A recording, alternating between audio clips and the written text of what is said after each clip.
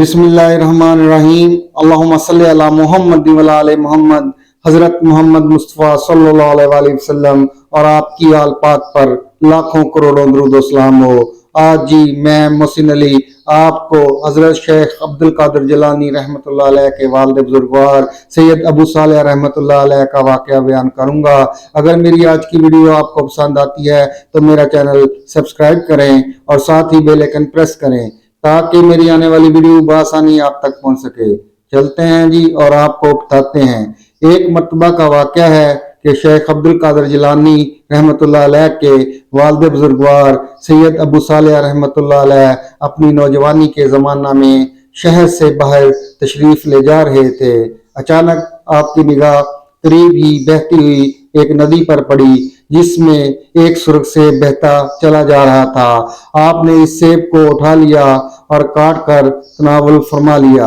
پھر اچانک آپ کو خیال آیا کہ نہ جانے یہ سیب کس باغ سے ٹوٹ کر ندی میں بہہ کر آ گیا تھا اور نامعلوم اس کا مالک کون ہے۔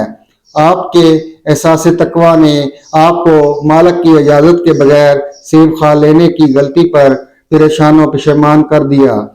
چنانچہ فوراً الٹے قدموں اس ندی کے کنارے کنارے چلنے لگے، یہاں تک کہ کئی میل چلنے کے بعد آپ کو ایک باغ نظر آیا۔ باغ میں پہنچ کر آپ نے ملاحظہ فرمایا کہ درختوں پر لگے سرخ سیبوں کی شاخیں ندی پر جھکی ہوئی تھی۔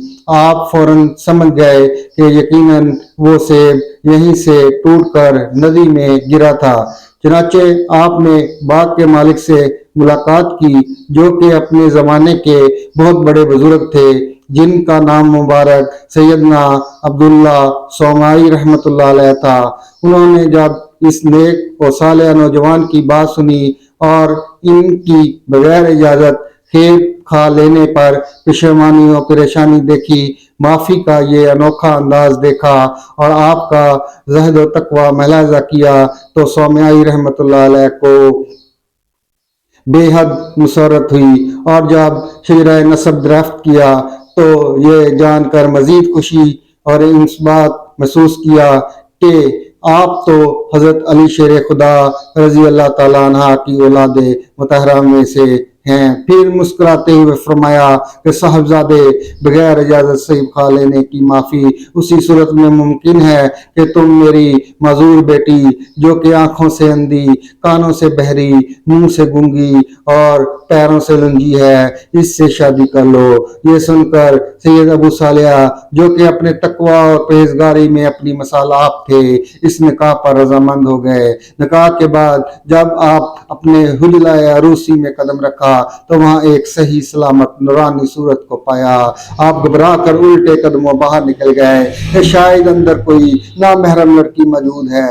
اسی وقت آپ نے اپنے خسر محترم سید عبداللہ صومعی رحمۃ اللہ علیہ کے پاس پہنچ کر ماجرا بیان کیا تو عبداللہ صومعی رحمۃ اللہ علیہ نے مسکراتے ہوئے فرمایا، مبارک ہو، وہ تمہاری ہی زوجہ مطہرہ ہے۔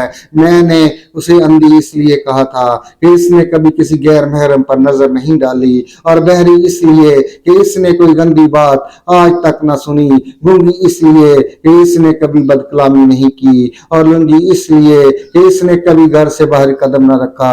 یہ نیک فطر پاکیزہ خصلت کی مالا خاتون شیخ عبد القادر جیلانی رحمۃ اللہ علیہ کی والدہ محترمہ سیدہ ام الخیر فاطمہ رحمۃ اللہ علیہ تھی۔ ایسے والدین کو پھر اللہ تبارک و تعالیٰ نے شیخ عبد القادر جیلانی رحمۃ اللہ علیہ جیسے بیٹے سے نوازا۔ دعاؤں کا طالب محسن علی شاہ، اللہم صلی علی محمد وعلی آل محمد۔